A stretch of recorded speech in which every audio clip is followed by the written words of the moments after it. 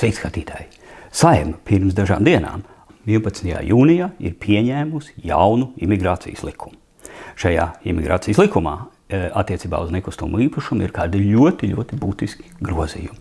Tajā vairs nav paredzētas termiņu uzturēšanās atļaujas personām, kuras ir iegādājušās nekustamo īpašumu. Šis institūts Latvijā pastāvēja no 2010. gada, un kopumā ekonomikā ir devis, pēc dažiem aprēķiniem, 1,3, daži rēķini 1,6, varbūt pat 2 miljārdi.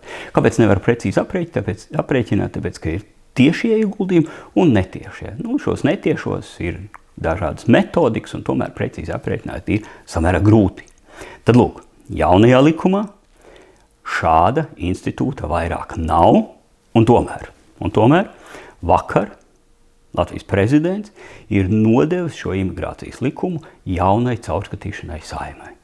Tur ir vairāk argumentu, un uzskatot, ka tomēr Saeimai būtu vēlreiz jāvērtē, vai tiešām mums Latvijā nav vajadzīgas personas, kas ir samērā turīgas, kas spēj iegādāties nekustamo īpašumu, un vairāk ir vajadzīgas personas, kuras ir mazliet trūcīgākas, jo termiņu uzturēšanās atļauju programma Latvijā jau ir samērā spēcīga. Pagājušā gadā, 25. gadā, termiņu uzturēšanās atļaujas Latvijā pirmreizējās ir saņēmuši 15,739 personas. Un zināt, cik no tām ir pamatojoties uz nekustamo īpašumu iegādi?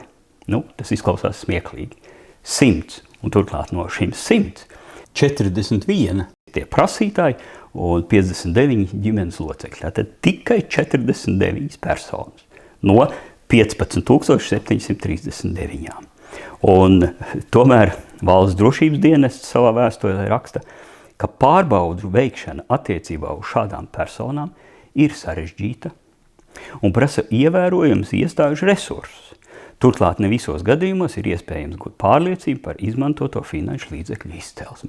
Interesanti, ka tieši vai tāpat vai līdzīgi rakstīja arī tajos gados, kad uzturēšanās atļaujas bija vairāki tūkstoši gadā. Tātad 49 personas drošības dienests nespēja izpētīt. Es domāju, ka tas tiešām ir ļoti liels pamats, lai nodot vēlreiz caurlūkot Saeimai. Jo, redzat, šis institūts šobrīd ir vēl pēc 2014. gada, kad tika paaugstināts tas slieksnis. Līdz 14. gadam Latvija patiešām bija vislētākā vieta pasaulē, kur nopērkot nekustamo īpašumu, varēja iegūt termiņu uzturēšanās atļaujas un līdz arī to tiesības ceļot Schengen zonā. Tad pēc tam paaugstinot slieksni uz 250 000 un vēl 5% valsts budžetā, Latvija bija tādā vidējā Eiropas līmenī. Un jautājums, kāpēc to nesaglabāt? Vai tiešām mums nav vajadzīgi cilvēki, kas tomēr ir mazliet turīgāki nekā šie vairāk kā 15,000 no dažādām valstīm, ļoti plašs valsts, tur, protams, ir pārstāvji. Šie turīgie cilvēki sanāk, ka mums nav vajadzīgi. Mēs bez būtības pasakām ārvalstu investoriem, nē, bagātnieki brauciet prom, brauciet uz citām valstīm. Kāpēc? Vai tiešām mēs nespējam šos 49 personas, labi, lai arī tev būtu 2, 3 vairāk izpētīt? Tas ir pārsteidzoši. Es domāju, ka tas vēlreiz ļoti nopietni ir jāskata Saeimai, un tas ir ļoti slikts, ja tas tā paliks.